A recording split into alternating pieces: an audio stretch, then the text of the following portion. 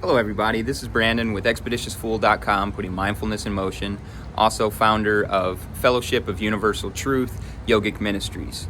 And today I want to talk about something which is the reason why either most people have religious trauma, religious misunderstandings, they think it's total gibberish, or those that are in religions, they have a lot of issue as far as obtaining God realization.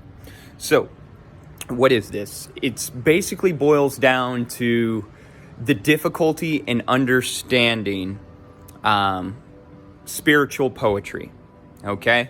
Whether it's the Bible, whether it's the Bhagavad Gita, the Quran, any of these texts, ancient sutras, all kinds of things.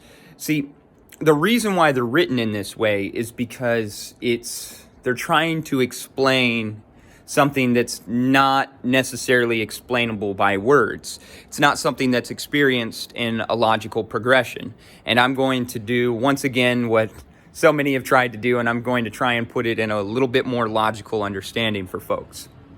So, for instance, Jesus' sacrifice. That's what a lot of people, definitely in Christianity, of course, they believe is the big part. But most of them don't understand what it's talking about. The reason why it's so important is because Jesus' sacrifice is an example. In order for you to gain God realization, or self-realization as it's called, the true understanding of yourself deep inside, what that really is, not the body, not the mind. In order to gain that, you have to sacrifice. You have to sacrifice everything you thought you were. You have to sacrifice everything you thought your life was about. Your previous desires that you were heading towards, those are gone once you have God and self, true self realization. So it's that sacrifice that you have to go through. You have to follow through Jesus' example in order to get to the kingdom of heaven. That's how your sins are taken away. And sin means to miss the mark. Yeah, you're missing the mark until you get to that understanding, until the only thing that you're living for is simply to be of service of this higher power, then you're missing the mark. So you have to sacrifice all of your own desires until you get there.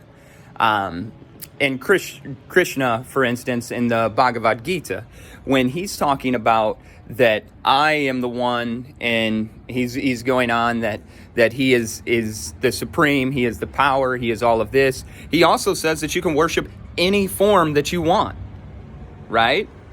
But he also says that only by focusing on me will you obtain the true understanding. What he's talking about is focusing on him as in his example, what he's representing right here, right now, which was God consciousness, a self-realized individual. Only by following the path of a self-realized individual and modeling your life and truly gaining that understanding yourself will you get the rewards of Krishna.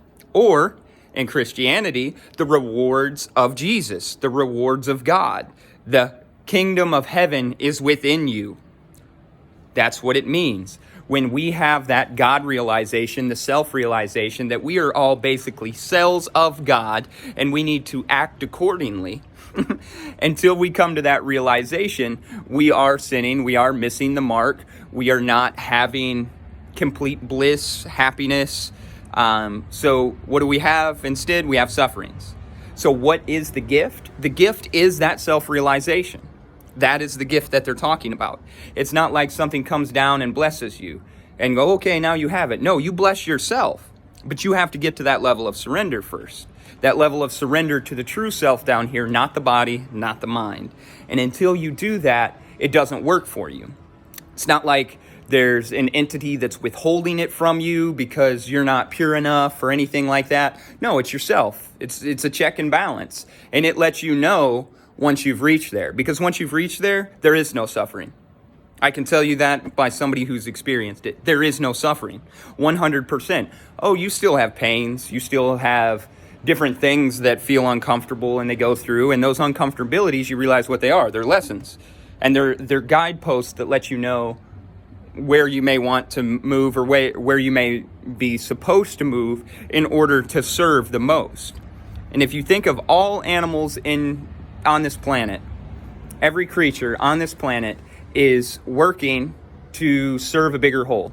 They're just doing their purpose. They don't have the ability to think with their nervous system to really analyze a lot of their purpose. They're just going about, but they also don't have the decision to evolve or not. We do. So that's kind of the tricky portion of it, is that we really have to dig into this in order to get the rewards of heaven, the blessings of God. And it's all of these forms, they're telling you in a way that, yes, they're using the me and through me and understanding me, but they're trying to get you to understand that it's Buddha consciousness, it's Christ consciousness, Krishna consciousness, God consciousness. That is the understanding, and that is where the rewards come in. Only through that. Not because, certain things are bad and certain things are good. No, it's actually the complete understanding that everything is one. So I hope this brief video helps each and every person understand that a little bit more.